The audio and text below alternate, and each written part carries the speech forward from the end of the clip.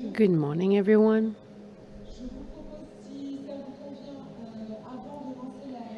If you agree, before we start the ceremony for granting the label, the Ramsar label, to our 51st French site, I'd suggest we watch a video about the network of Ramsar sites, and so that you will discover this wonderful world, the world of wetlands. So please take your seats and let's watch this video about Ramsar sites.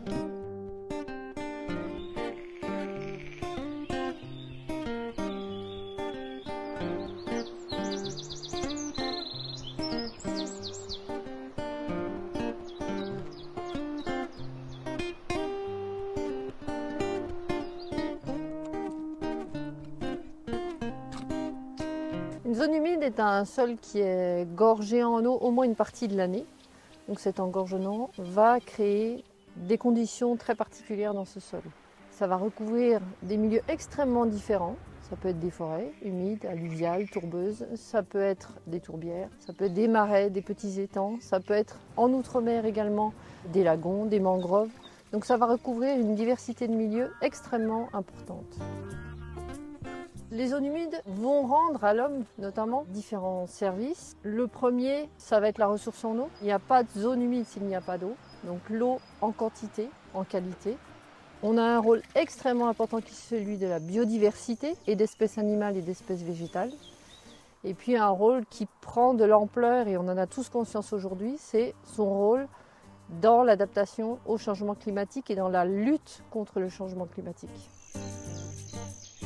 N'oublions pas que les zones humides, on va s'y ressourcer, on va s'y promener. Leur qualité picturale inspire énormément, repose et apporte une espèce de bien-être à l'homme qui lui est bien utile.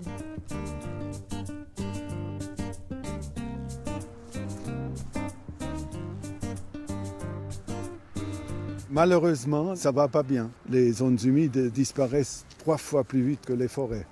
Le 2 février 1971, il y avait 13 pays qui ont signé la Convention sur les zones humides dans la ville de Ramsar, en Iran. C'était l'aboutissement d'un processus d'une dizaine d'années, depuis les années 1960, où on a enfin commencé à reconnaître les multiples valeurs de ces zones liées à l'eau. La Convention dite de Ramsar, elle a, disons, 3 grands principes. Le premier, le plus connu, c'est que les pays qui l'ont signé désignent des sites Ramsar qui sont d'une importance internationale. Le deuxième, c'est qu'il faut les utiliser d'une manière raisonnable ou durable. Et le troisième, c'est qu'il faut travailler ensemble aussi au niveau global et international. Aujourd'hui, il y a plus que 170 pays. Ils ont ensemble désigné plus que 2400 sites Ramsar. Et la surface de tous ces sites partout dans le monde, ça équivaut à peu près à la taille de l'Argentine.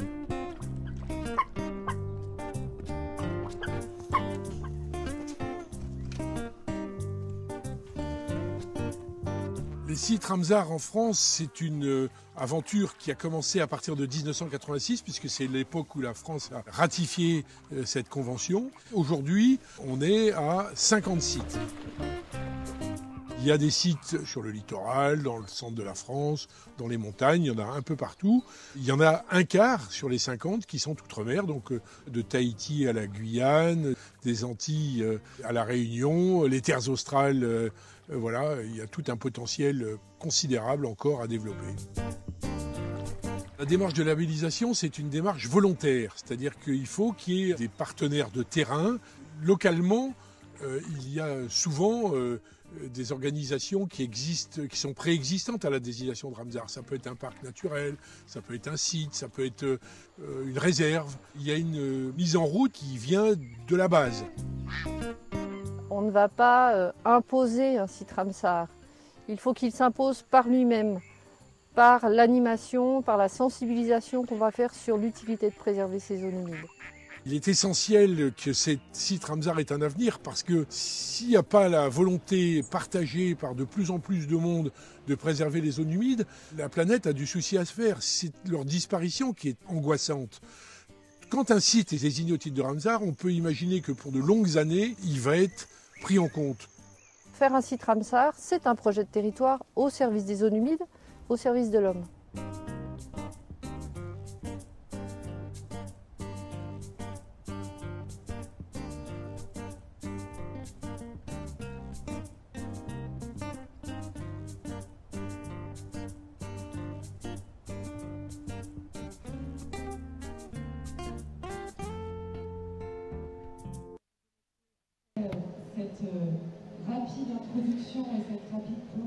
So after this short introduction of wetlands, I am delighted to invite all our partners and all the stakeholders in this award ceremony. Let me welcome the Secretary General of Ramsar International,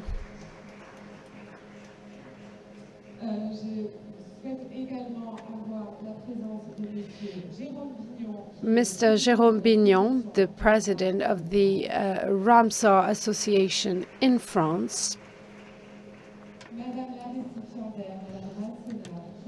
Mrs. Rasseneur, the Vice President of the collectivities of Pays Bigouden, and she represents 2 territorial collectivities that supported the process. And finally, Bérangère Abba, Madam Minister, Secretary of State. Madam Secretary General, I know you hold this remarkable label in your hands. So I would ask you to stand up along with Madam Minister and to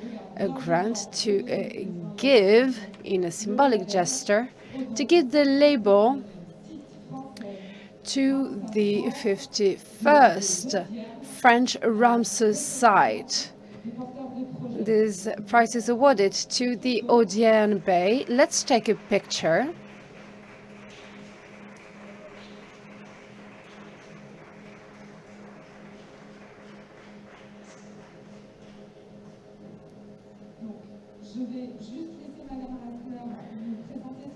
Mrs. Rasseneur will briefly present the Audierne Bay, and then the Secretary General will say a few words about the labeling process.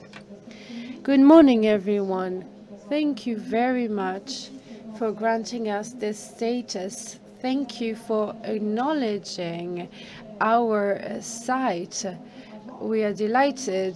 This is really encouraging for us. And this Ramsar process was supported by a collective effort. And you've seen it in the video. You've seen everything we've done. And the process was initiated by the Department of Finistère. The department has promoted vulnerable areas and has promoted the whole area to receive the Ramsar labeled. As you know, the Finistère department is very active on the environmental front. We have natural parks, we have different natural reserves, and we have the so-called geoparks, but we didn't have any Ramsar status or Ramsar label. And the area is a shared area. It's shared by different collectivities, for example, by the Pays Bigouden. And so we worked together, we worked with other collectivities. We worked in a specific area where there is even a house. And so that we launched this local process. And we collaborated with the university from a societal dimension. Indeed, it was quite difficult to promote the area on.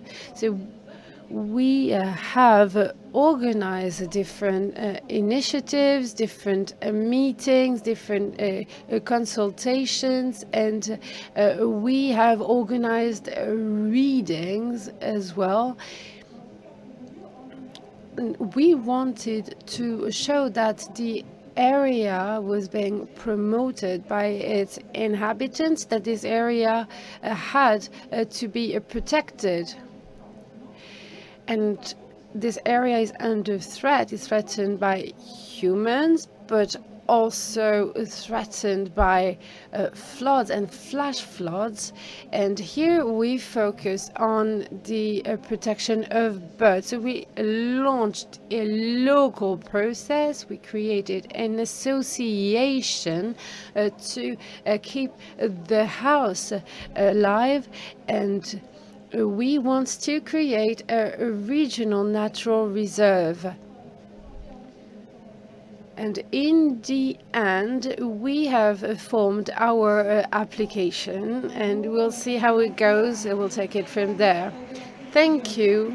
You are also the mayor of the Gournison communality, and Mrs. Secretary of State, Madam Minister, I'll give you the floor, and then the Secretary General of Ramsar International will say a few words. Good morning. We are delighted to grant the label to the 51st Ramsar site in France. Your words were captivating. You mentioned a collaboration with different communalities. You mentioned a consultation process to make local actors accept the process. And you also mentioned raising awareness about the benefits of the label. You also raised awareness about all the services rendered by nature, that is ecological, but also economic and tourism and benefits in terms of tourism. So here we are. The Audierne Bay is the 51st Ramsar site in France. And we have 51 sites. I was impressed, and these sites cover 3.6 million hectares. This is a remarkable figure, and this 51st Ramsar site covers a wide area. No matter what, we will develop the network of Ramsar sites, because we're proud of our territories, and we want to promote all the services rendered by nature. Thank you, Madam Minister. Madam Secretary General, Martha. Thank you very much, Madam Minister, Mrs. Vice President, Mr. President. I am delighted and I'm honored to give this certificate. And I would like to say that I am really delighted at this process. This process is really important. This process is being supported by municipalities, and they contribute to the acknowledgement of areas at the international level. And that's this site can help create a protected area, an area that belongs to its inhabitants. Madam Minister has championed the process along with the President of Ramsar-France, and they helped engage the different stakeholders in a very important process, the process of protecting wetlands. Wetlands gives us many benefits.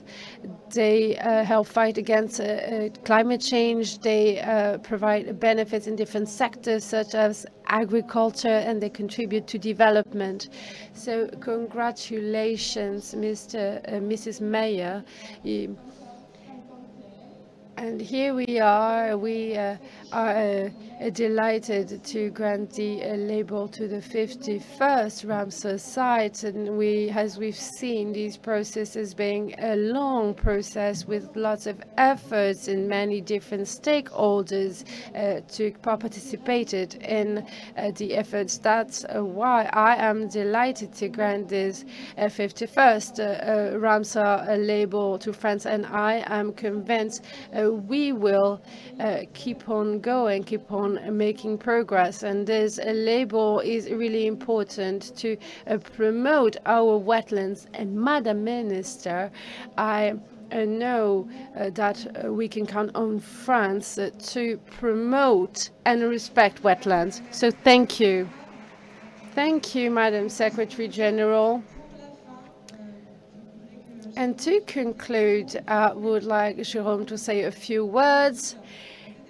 And finally, we will give you a few guides you want to give participants, guides about the works carried out by the French branch of the Ramsar Association.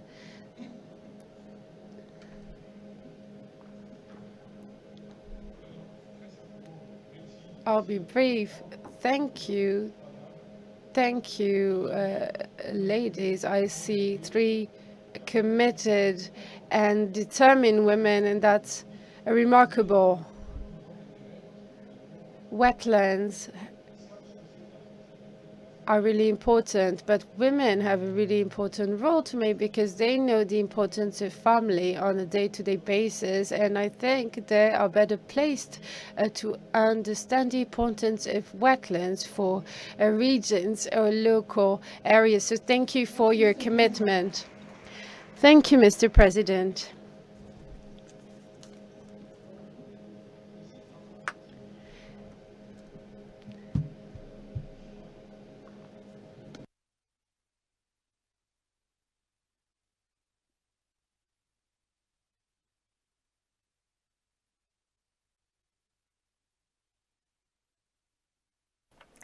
I'm just handing out some guidebooks here, including hiking guidebooks. If you've got a few spare days in your holidays, go on a nice hike. These books tell you all about how valuable wetlands are.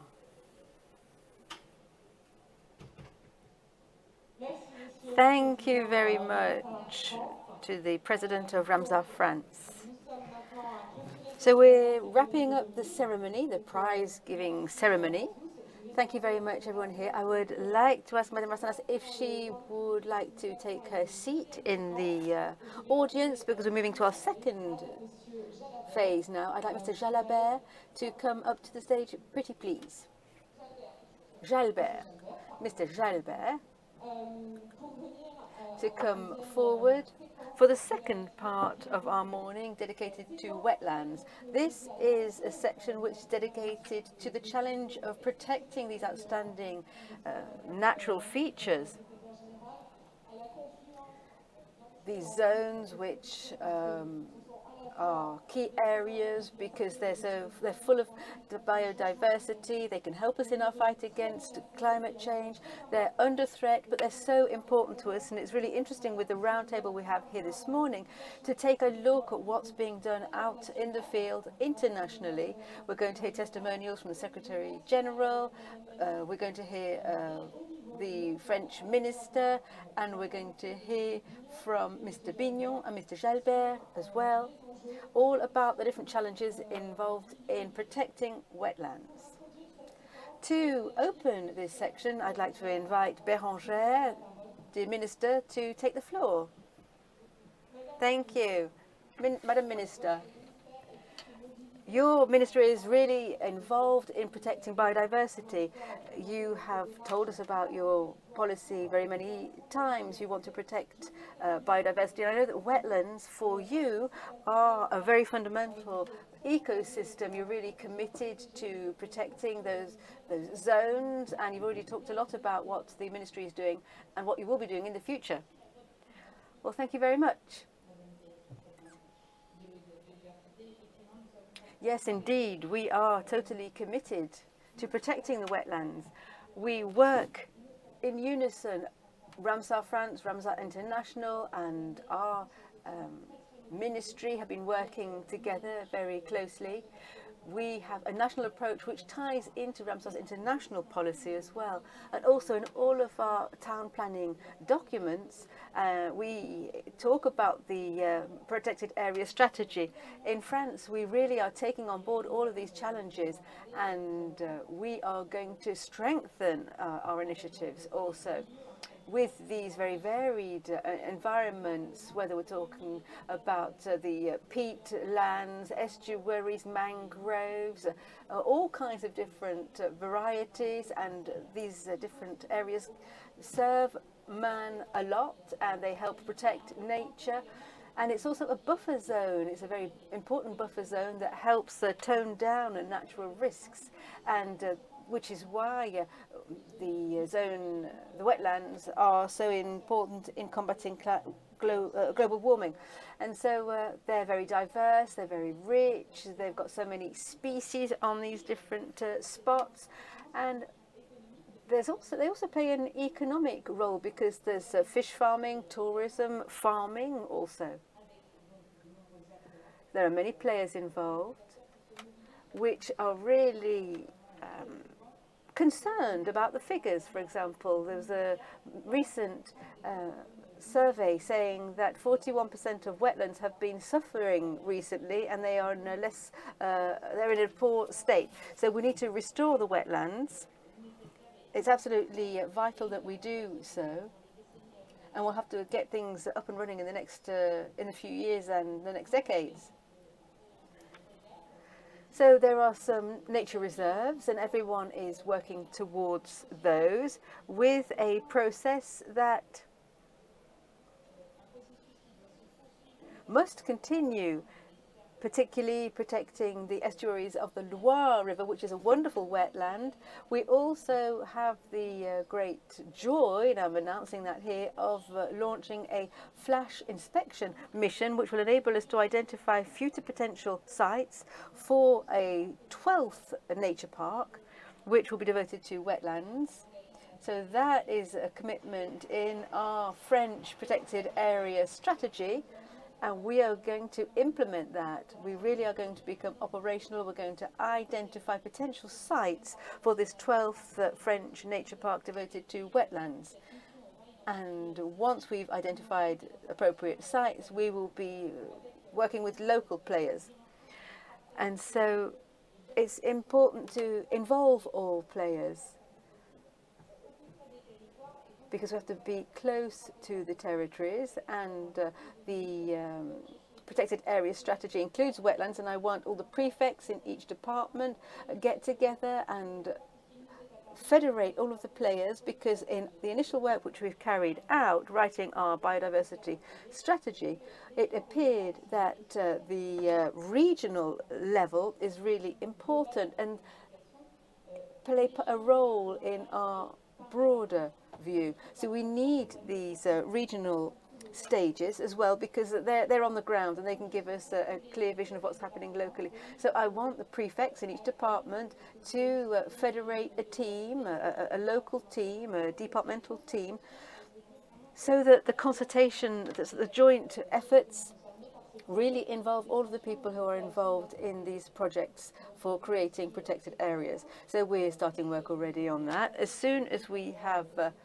ended our congress here in Marseille, we will be going out to visit all of the different regions to talk about these local committees and address the problems of these very strong issues. 30% of the French land and sea area is already protected. In order to protect the land, and by 2030 we want to double the amount of wetlands that are protected. So we want to have over 110 hectares that are protected in the future, and we want to work very closely with the French overseas territories. So we have a national biodiversity strategy and a protected area strategy which are being deployed. We also have a national action plan for wetlands. It's the third plan, and it's focusing on knowledge and interoperability. That's a bit of a big word there. Of databases. We want to have national databases. We want to have all kinds of inventories and predictive mapping. These are all tools that will be up and running in a couple of years' time, and they will be valuable tools that will help us to describe what the wetlands can give us.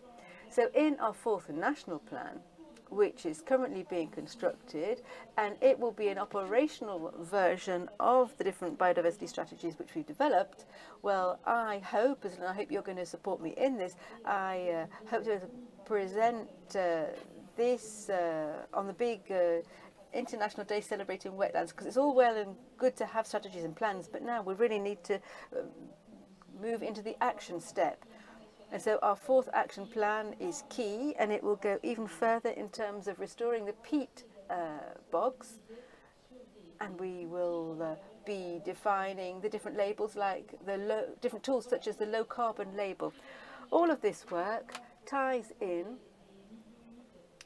with our commitment to zero net artificialization, with an approach to planning for the territory, which will showcase new techniques and skills based in nature, but nature-based solutions. Therefore, we really are all keen about this, and I would like to thank all of the ministries, different units. I'd like to thank Ramsar International for their guidance and for challenging us in this work. Thank you very much.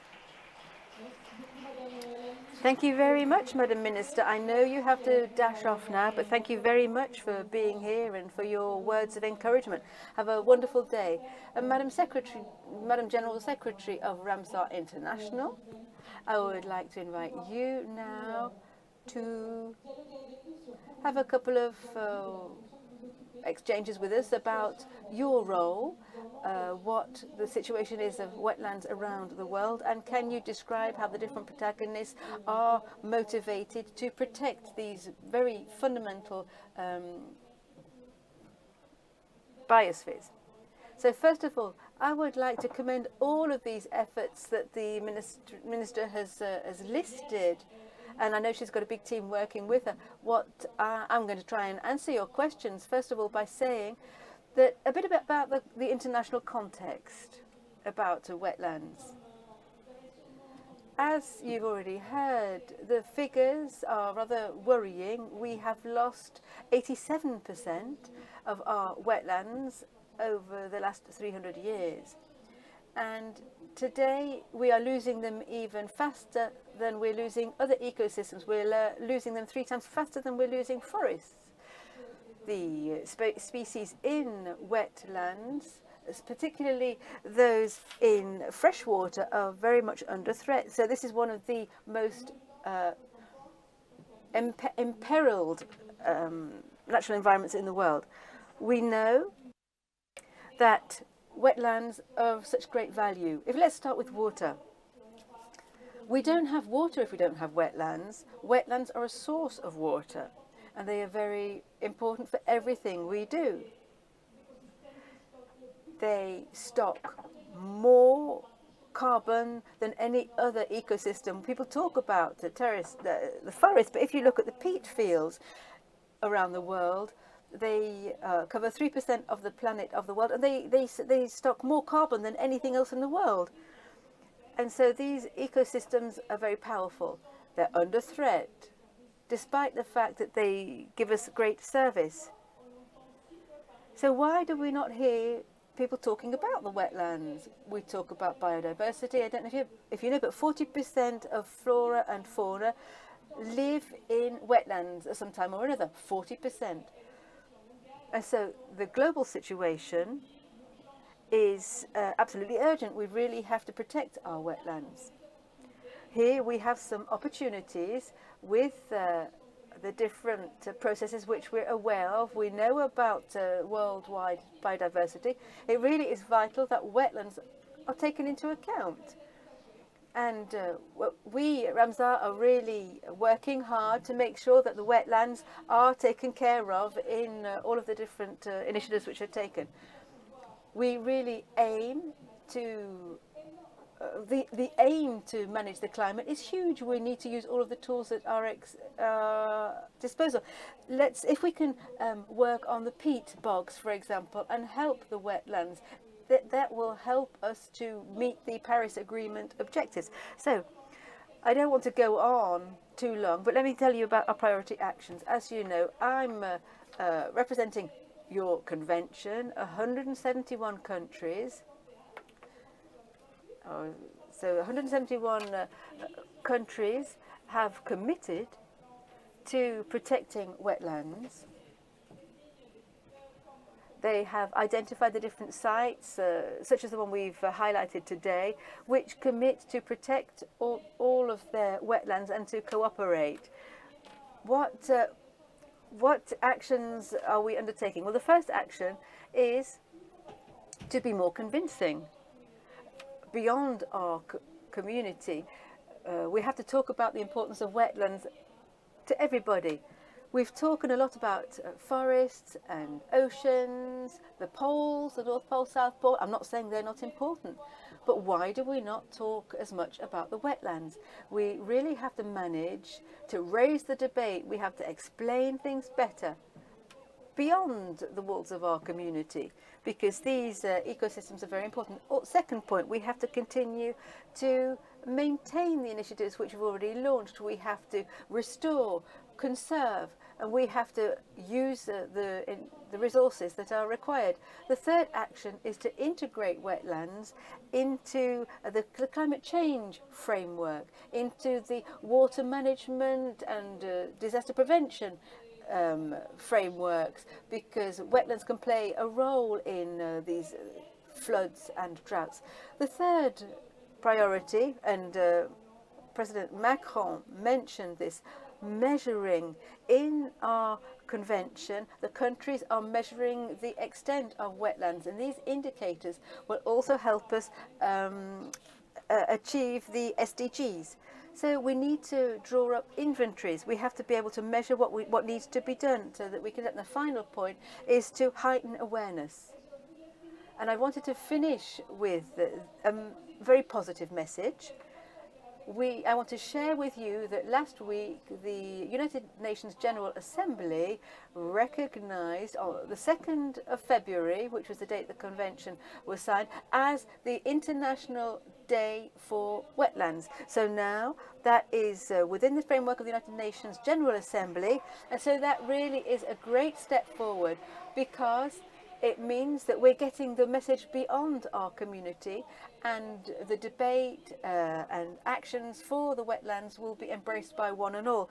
And that opens us a door, because we are invited to submit a report to the General Assembly next year, and we can start to have these discussions on a broader basis. So those were my comments about how about the international system and the opportunities provided by our convention, and the opportunities that we have to work together in order to change things, and we can start talking about wetlands.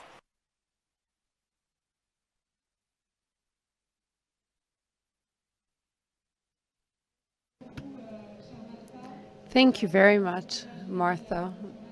Madam General Secretary of the Ramsar Convention. So now we're more aware of this convention, and we're aware of your fight before the UN. So this achievement will help you get more attention for wetlands and for all the benefits it provides us with. So, Mr. President of the association Ramsar-France, can you tell us more about the role of wetlands, and can you talk about the Mediterranean and explain what is going on, what is being done in the Mediterranean to recognize wetlands? Thank you very much. Good morning, everyone. It is true that wetlands are crucial. Martha, thank you for reminding us of the importance of wetlands. I will do the same, and as we said earlier, the Mediterranean has a lot of tensions, economic, religious, cultural tensions, and these tensions make this Mediterranean a hot spot, and this has a lot of consequences on water resources. Global warming, the warming phenomenon is stronger. There's more warming in the Mediterranean than in the rest of the world. And finally, the Mediterranean is a hotspot for biodiversity, although it is disappearing. And wetlands suffer. As Marseille said, 35% of wetlands have disappeared worldwide these past years, and this percentage rises up to 51% for the Mediterraneans. There are really strongly downward trends, and this is worrying. However, we trust science, and different players have shown us that we can change the situation. There are extreme weather events, whether they're droughts or floods. There are easily accessible solutions in nature. We can, for example, restore some environments in nature so that we can, for example, stock water in wetlands and reuse this water. And biodiversity is our main resource, and this ecosystem, wetland ecosystem, is the most efficient, the one that gives us the highest number of benefits. However, today wetlands have a bad reputation, but this is wrong. They can play a crucial role. They can prevent disasters, and they can help contribute to our well-being. And today, Mediterranean stakeholders are committed. There's an international convention acknowledged by Ramsar that was initiated in Mediterranean. There's this convention that gathers all Mediterranean countries, and secondly, the scientific community is here and is trying to promote the protection of natural areas. 3 years ago, we launched another initiative called the French Alliance for Wetlands, based on the fact that the community wasn't committed that wetlands were disappearing without states doing anything to prevent it. So this alliance gathers scientists and civil society, and they bring together very active stakeholders who launched a system of red warnings. And this system aims to launch red alerts when there are threats to our natural resources. And we also aim to explain why these areas are important for our world. So these initiatives, there are two initiatives, and the second is called MedWet, and these initiatives give me hope. I'm optimistic because I see more and more commitment, and thanks to you, we will get it to the next level. Thank you. Thank you, Jean Jalbert. You're the Director General of a Research Foundation in Valat. Thank you for your research and for this successful partnership. Mr. Vignon, you have different functions, but today you are here as the president of the association Ramsar-France. You have had different mandates as a senator, as a member of parliament, and you promote the protection of natural area and more particularly wetlands. You have co-written, you are the co-writer of a report, and we are delighted to hear your testimonial about the actions undertaken by local stakeholders and national stakeholders. So can you tell us more about what's being done at the moment? This is a really interesting question, but this question is also relevant. It raises a question about the 3 mandates I've had when I was responsible for wetlands. So I was responsible for wetlands at 3 different levels, and it was my responsibility to have different points of view. And having these 3 very different levels of responsibility can also be an opportunity to raise awareness at every level.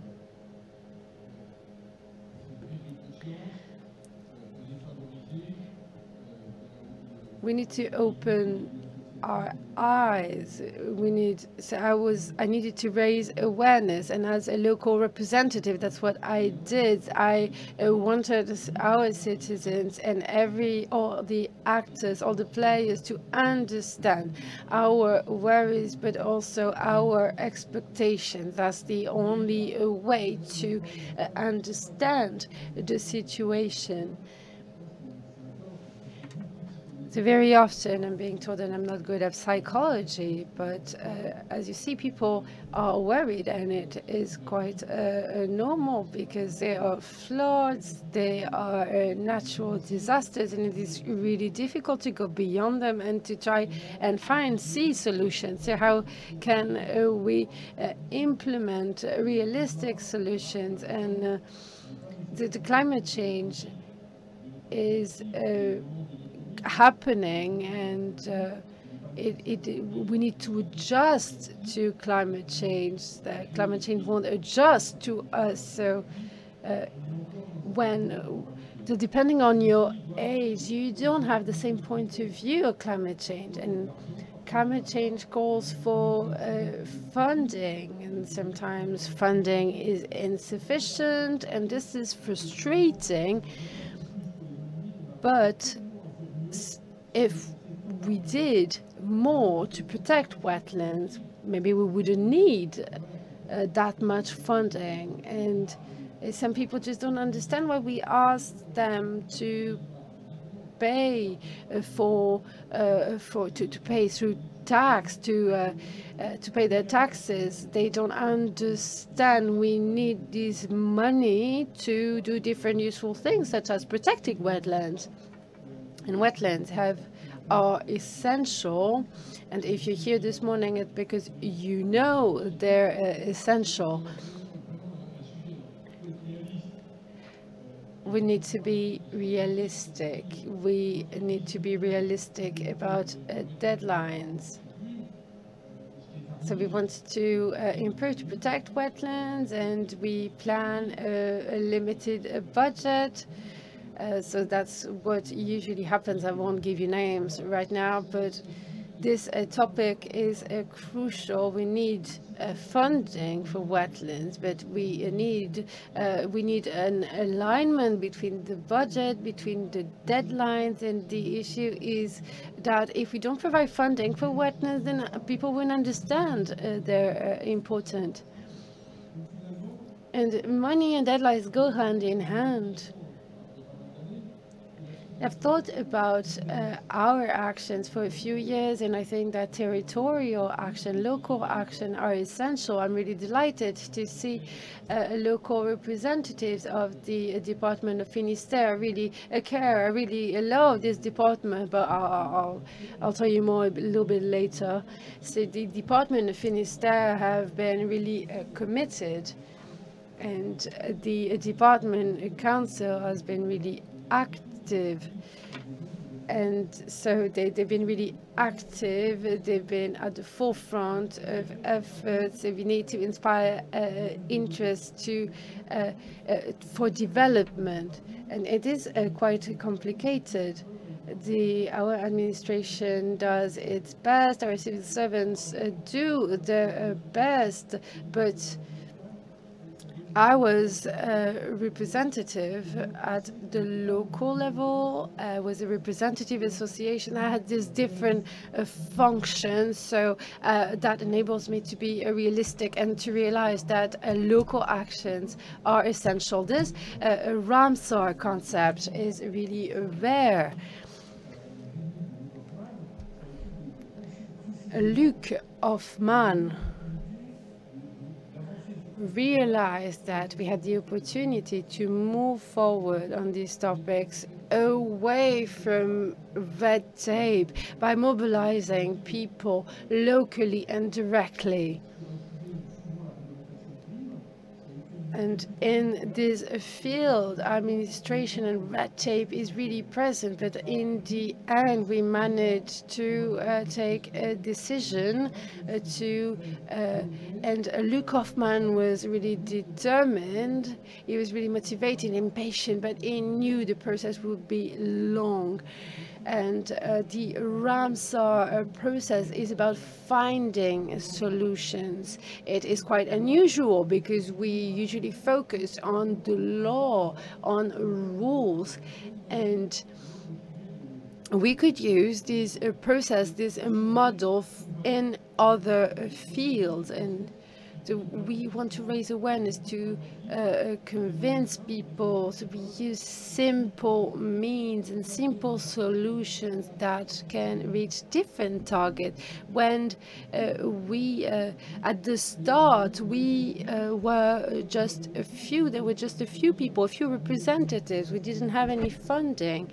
And we just sit at the table and we started talking about it. We had we tried for the first time to promote the initiative. It didn't work. And then, when we started the French Ramsar journey, there were just a few Ramsar sites. Between 2010 and 2021, we managed to get 20 labels. So as you can see, local representatives get partner with administration. We are not enemies. We don't fight. We don't protest. We talk. We have a dialogue. And I have done different. I have worked at different level of representation, so I know and I'm more likely to understand other representatives. Our objective were to preserve wetlands, and our network, the network Ramsar-France, is quite unusual. There are equivalents in other countries, and we could actually create partnerships, even though I think that other countries are quite suspicious. They might wonder why we have such an unusual structure with local actors. We mentioned the International Day of Wetlands, so the UN decided to recognize wetlands, and this is a great gift.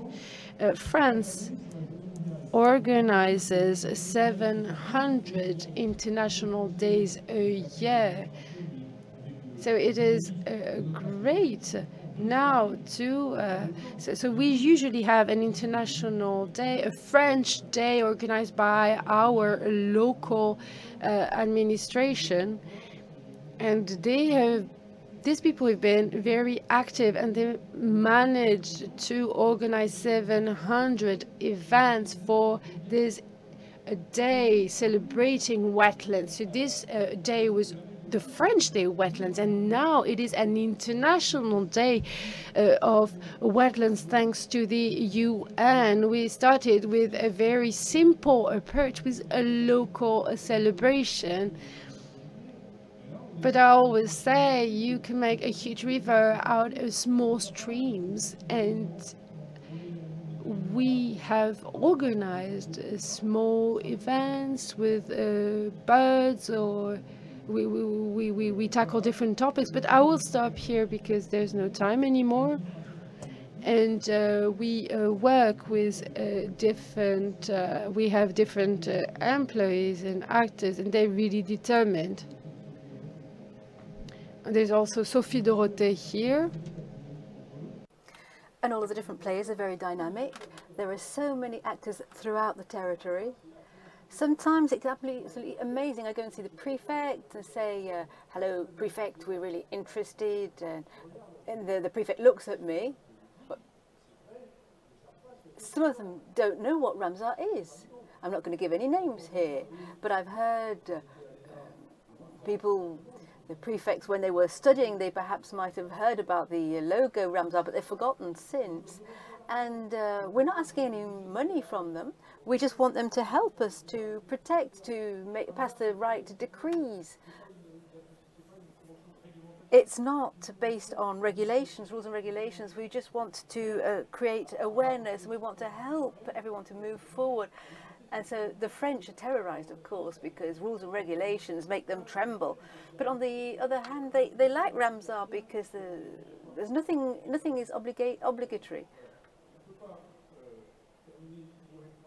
So I have to commend the work by the government, the administration and the parliament, of course, because earlier on, as a bit of a joke, well, no, it wasn't really a joke, I was showing you the work which I did with Frédéric Toufnel and Jean Thibault, who helped us very much.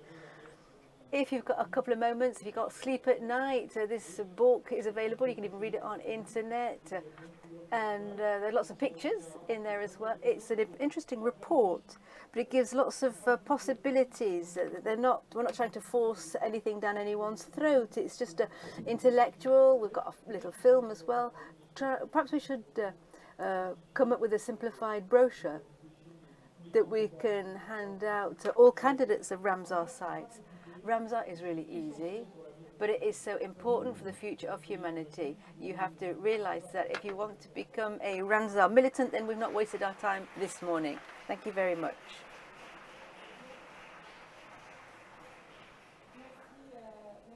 Thank you, everybody. Thank you, Secretary General of Ramsar, dear Martha. Thank you, Jean Jalbert. Jean Jalbert. I made the same mistake, says the speaker. I don't know why I keep getting your name wrong, but thank you very much for being here.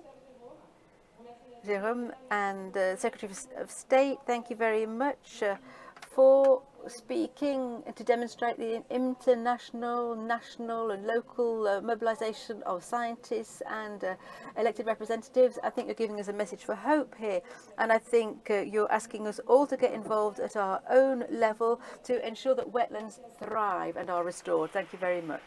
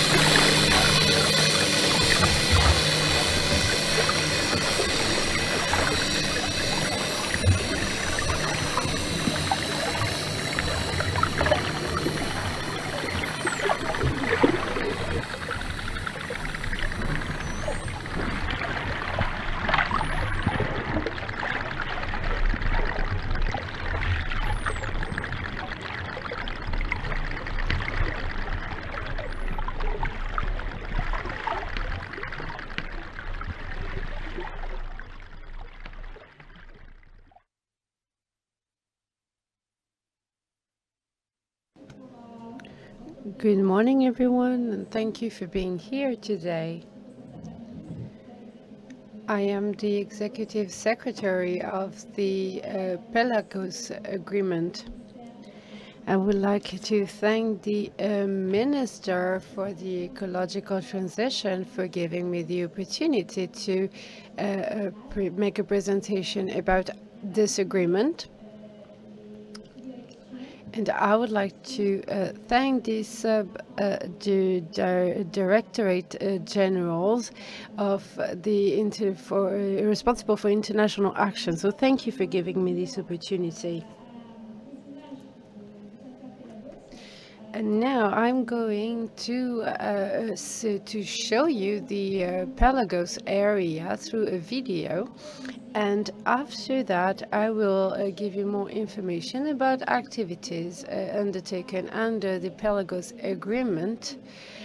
So the Pelagos Agreement has created synergies, and now we also have ambassadors of the Pelagos area. Please launch the video.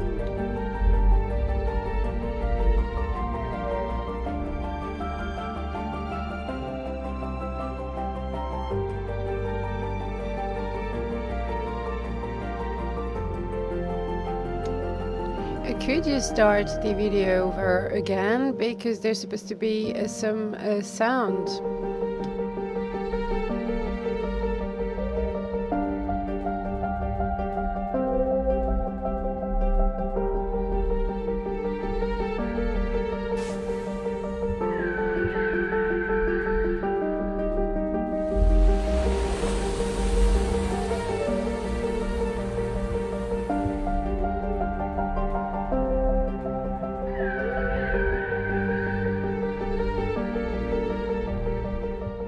Le sanctuaire Pelagos est la plus grande aire spécialement protégée d'importance méditerranéenne reconnue par la Convention de Barcelone et bénéficie d'un statut unique puisqu'il s'agit de la seule aire marine internationale dédiée à la protection des mammifères marins en Méditerranée.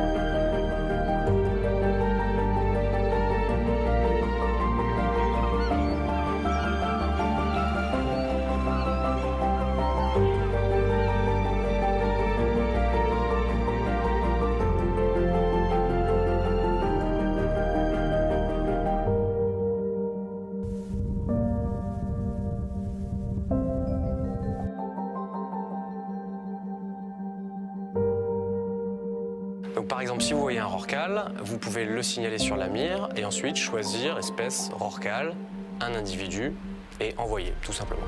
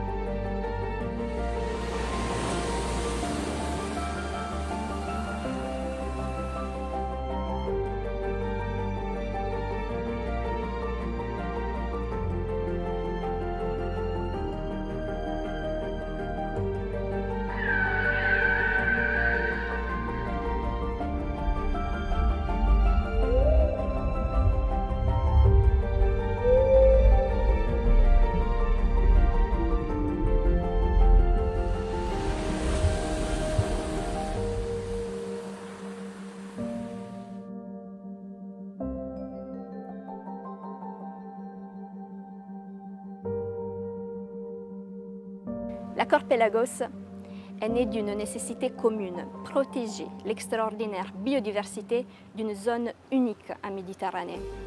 Aujourd'hui, les efforts et la coopération des parties à l'accord permettent de tracer de nouvelles perspectives et de nouvelles priorités selon l'évolution des menaces anthropiques afin de garantir et renforcer la protection des mammifères marins et de leur habitat dans les sanctuaires.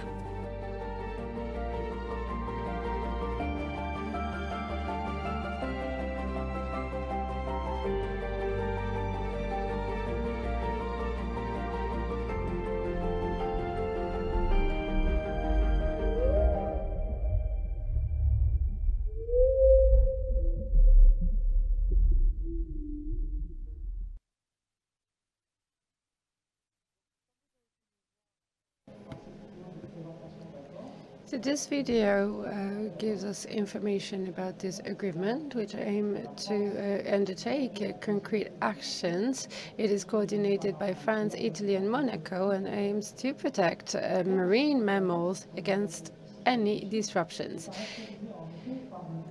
This area has a rich biodiversity, a unique biodiversity with 8 different marine species that live on the spot. So first of all, the striped dolphin, that is the most common species you can find in the area. Secondly, the common dolphin, not that common in this area, but here it is, and the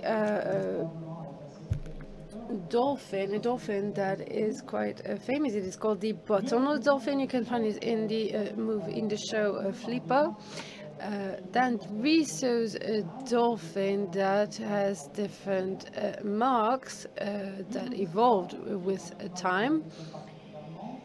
Pilot whales are animals are really alike. It is quite a big animal, and it can be you can reach 3 tons as for its weight. Then in this area you can find the Cuvier's beaked whale, then the sperm whale that can dive until 2,000 meters under the sea. Then we can find the common rorqual. There's a common rorqual in this area that can be 20 meters long. And finally, the monk seal, one of the most threatened mammals. I am an expert, and we've observed that they are under threat. So the area's biodiversity is really rich. There are many marine mammals, but it is under threat. And we know these threats very well, threats such as pollution, the risk of colliding with other cetaceans. There are accidental captures. There are various disruptions caused by and disrespectful observation of marine mammals. Then there is the reduction of food stock, the loss of habitat, and there are also diseases. Some of them come from the land, and they threaten the mammals' lives. All these factors have different impacts on biodiversity. That's the reason why we have developed a few tools, and we are going to show you some of them today. Thank you very much.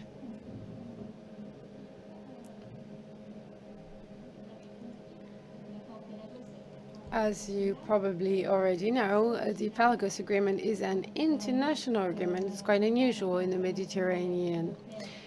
It is an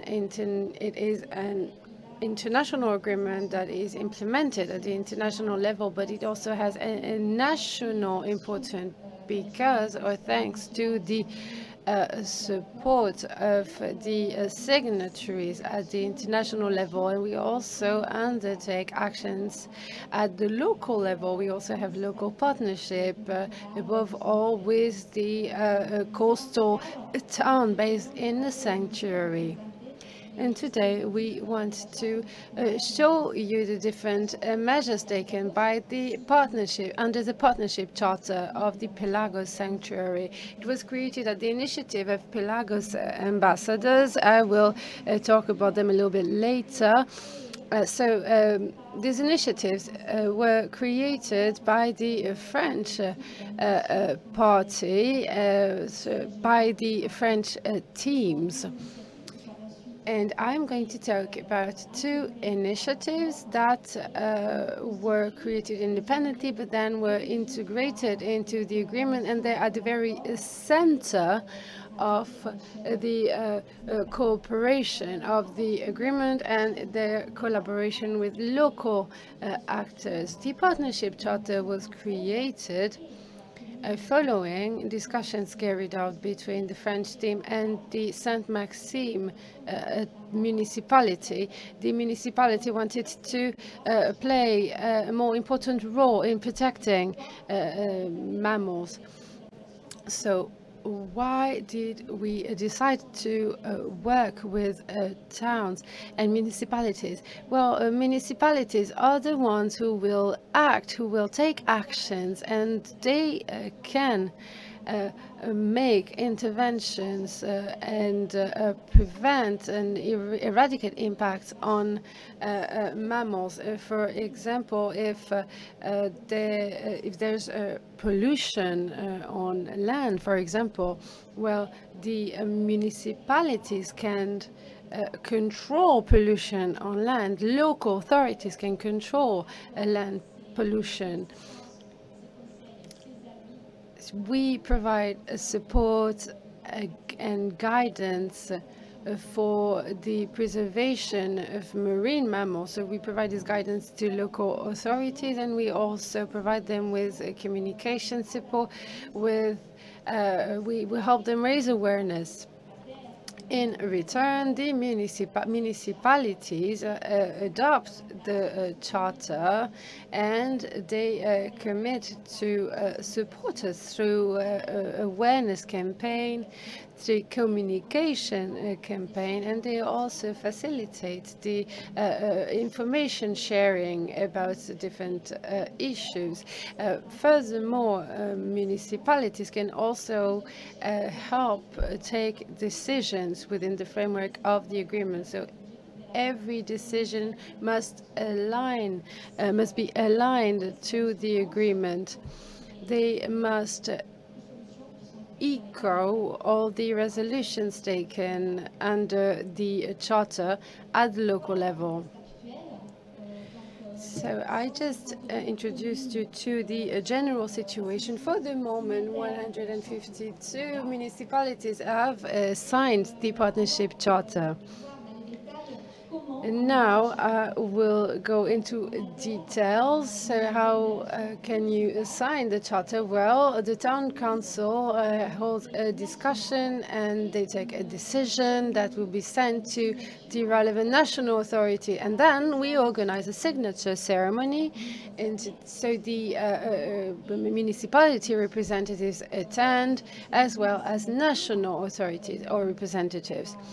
After the ceremony, the municipality signs the charter and receives a flag. This can lead to very varied, diverse results.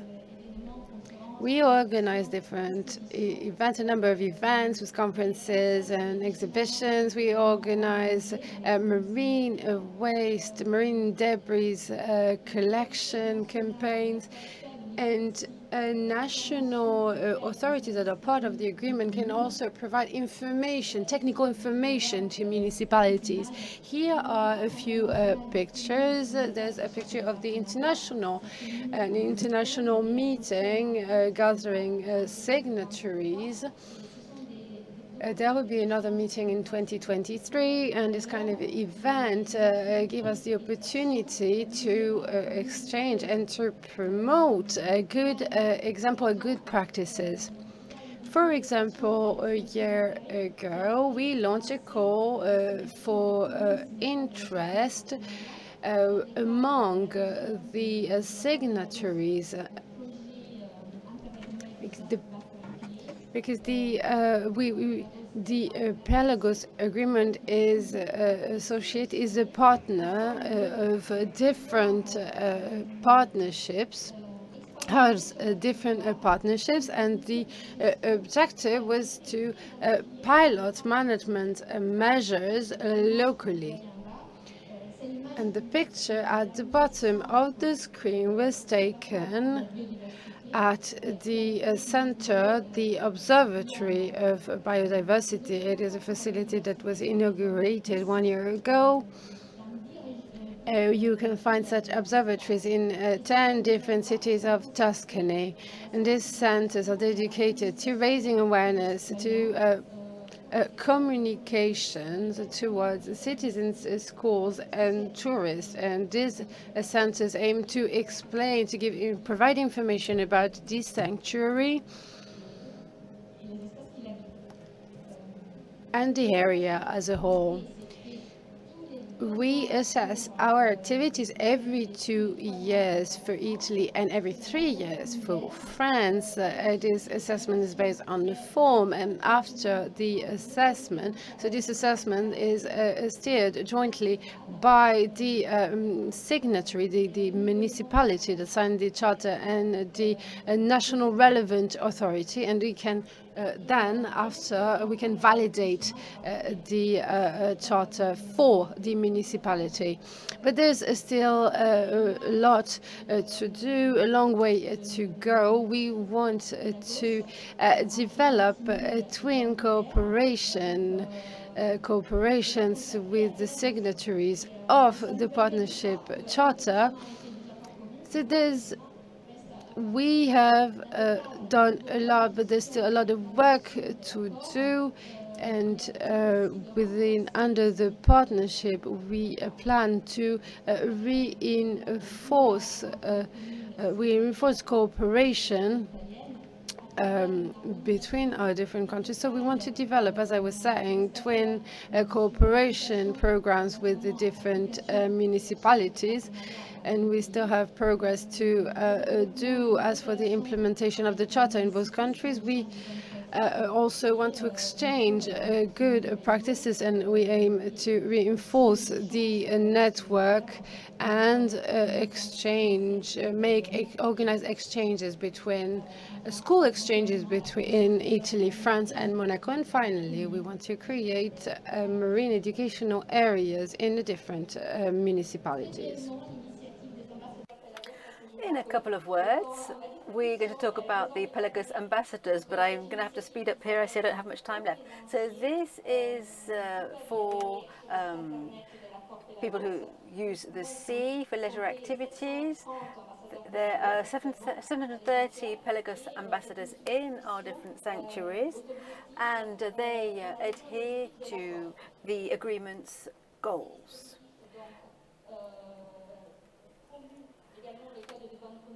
There's a code of good conduct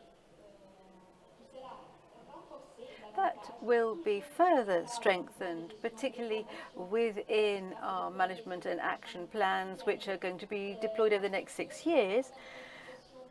After public consultations, we have seen that there is a lot of interest by those who like to enjoy the sea. They want to help protect it. They want to help protect marine mammals.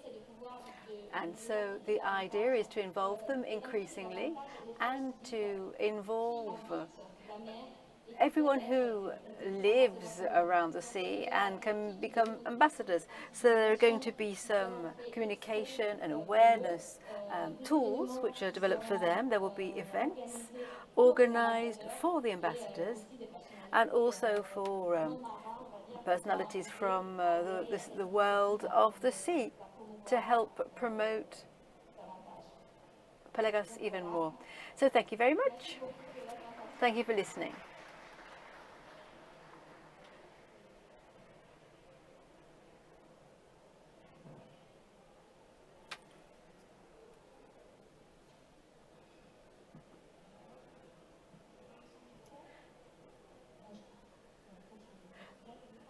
Okay.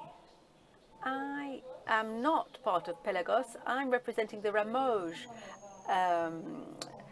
program. I'm not as chatty as my predecessor, so I'm just going to have a few words here, and then I'm going to hand over to Ifremer to say a few words, and then I'm going to hand over to someone from the Ministry of the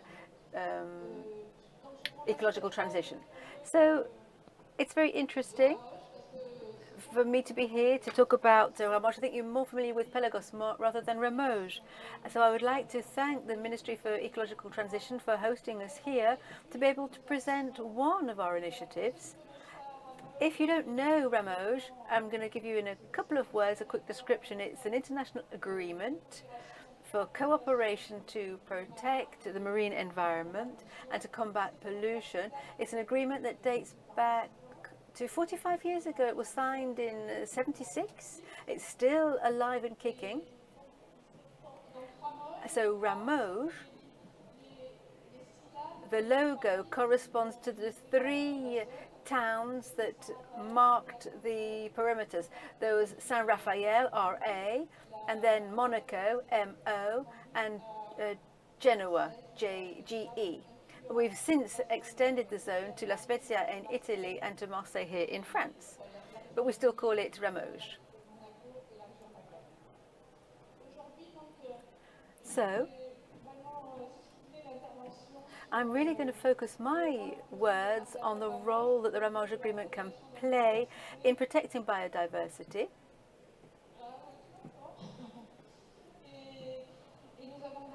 And we have chosen to talk about Ramoge's role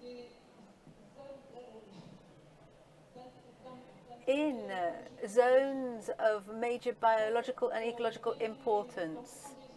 So these are highly valuable zones for the environment. In 2014, the CDB, which is the Convention for Biological Diversity, had identified 15 zones in the Mediterranean and 2 important zones, 2 other ones. So here we can see on the map behind me, there's 1 red zone, 1 pink, 1 is for pelagic ecosystems and the other is for a different type of category. The Ramoge zone is really is included in both of these zones.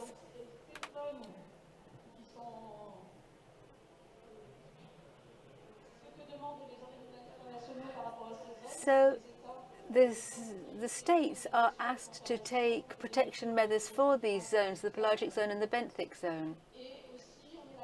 And we really focus on the deep zones from 50 to over 1,000 meters. These are zones that will potentially be rather interesting, but are very undiscovered. We don't really know about them. There's not very many observation techniques for such depths. So Ramoge decided in 2014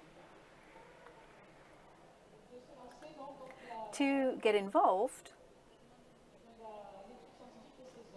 in scientifically studying these zones. So they made up a scientific team with scientists from Italy, ISPRA, which is the Environment Research Organization, and Genoa University. In Monaco, there's a scientific organization. In France, Ifremer and a Posidonia organization, the OFB, CPE.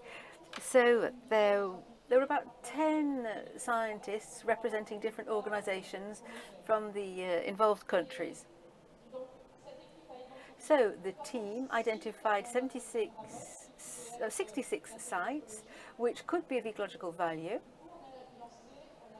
And we decided to launch some campaigns over the long term. So since 2015, we tried to carry out a campaign every 2 years. With the pandemic, of course, we were a bit behind schedule. But in 2015, 2018, we had campaigns in the zones, the trial zones, in deep waters. Every year, or for each campaign, the governments make available to Ramoge some scientific resources,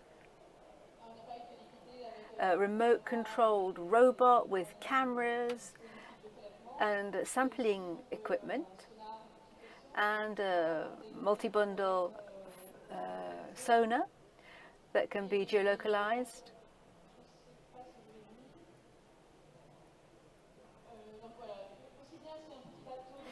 So we have a boat from Espoir with a little robot there. The boat is 25 meters long, and we cruise along the coastal zones.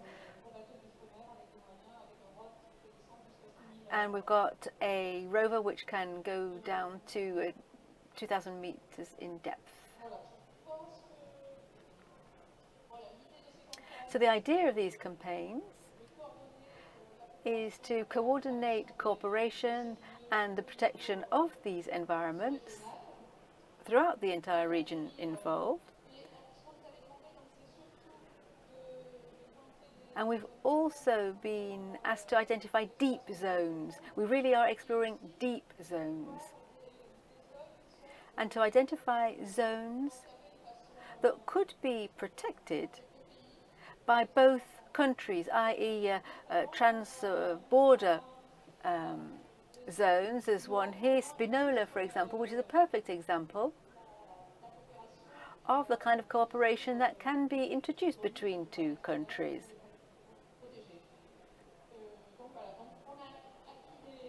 So we have managed to harvest data about habitats and biodiversity in the deep milieu down to 2,500 meters. We've been able to assess the different kinds of pressure on these habitats, including waste. And given all of this scientific data that we have managed to harvest, we can put forward suggestions for management methods. We can give recommendations to the states. For example, our most recent recommendation will be mentioned later on. I'm going to hand the floor to Florent now.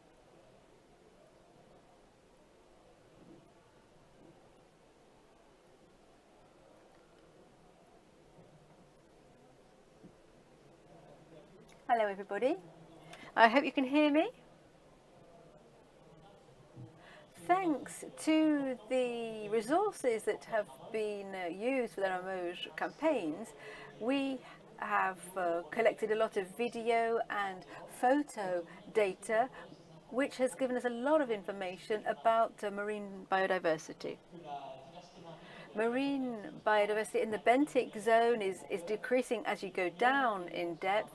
There are canyons in the bottom of the sea, which are very complex zones because they are subjected to sediment deposits, and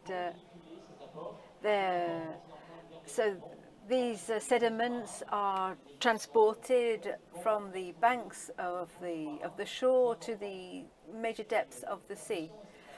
And these hydrodynamic factors are rather unique, and they are the reason why a lot of plankton develops down there deep under the sea. And there's also a deep benthic community which has filtering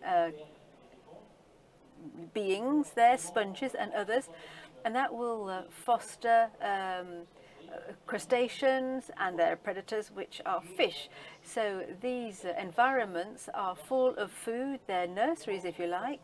They really are hotspots for biodiversity if you compare them with their adjacent sites. And here on the screen, you have a few specimens which we have found down there, which structure these environments, and they can form forests and reefs.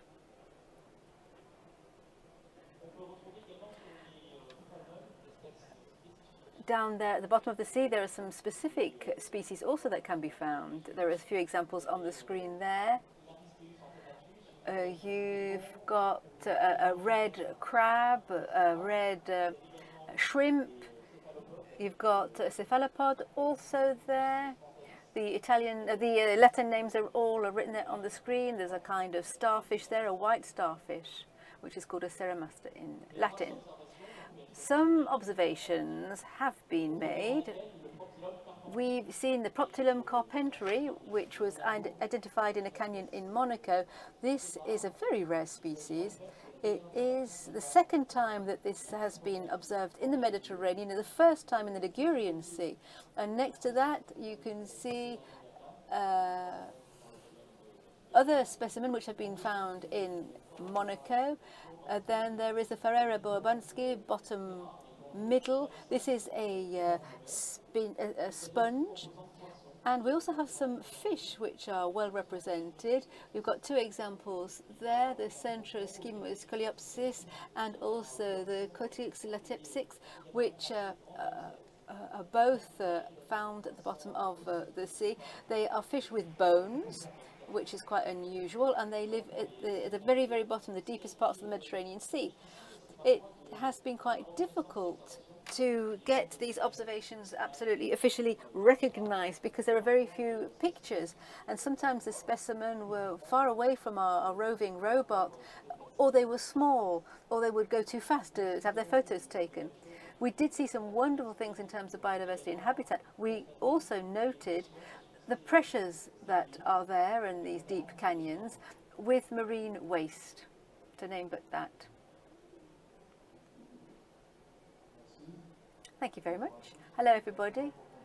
So I just want to round off what has been said, and I'm going to speed up because we don't have very much time. So we use these campaigns to take a look at what the environment was there and the anthropic pressure due to human activities, therefore. So the waste is one of the problems that we have in the Mediterranean, in the deep Mediterranean, but not only in the deep Mediterranean, but also in the deep Mediterranean. And so the initial results of the campaign show that if you're towards the coast, you have a lot of plastic waste. But the further ones are fishing waste. We have zones deep down where waste accumulates. It's not unique to Ramoge sites. It's not unique to the Mediterranean. We have the same in the Western Pacific. But it is a problem of these kind of tips which are forming at the bottom of the sea. Who knows where it's going to go, where all that waste is going to go. One can imagine that even further out in the Mediterranean there are deep tips full of rubbish. There is a bit of inertia in the deep environments because it's very difficult to get down there and do anything about it.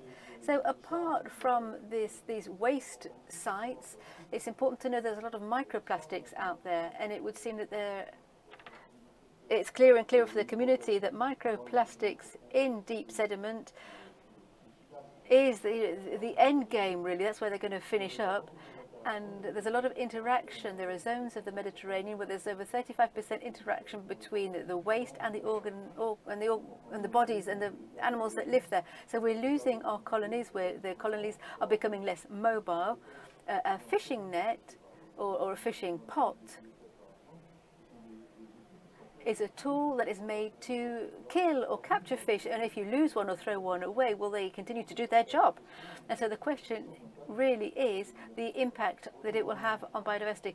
And there are some examples of how we can have beneficial ends. Some animals down at the bottom of the sea can use waste as a protection. And so the waste down there is very important, not always negatively, but it does have some positive potential. But these are different types of behavior of the fish, but it's bad for the environment. And there's the question of colonization of waste on the seabed, and that threatens a whole number of species. The question is those species which are not usually inherent to a zone can start living there because they've got the waste to shelter in. So there are a couple of words about the pressure, and so it was very useful to carry out this campaign.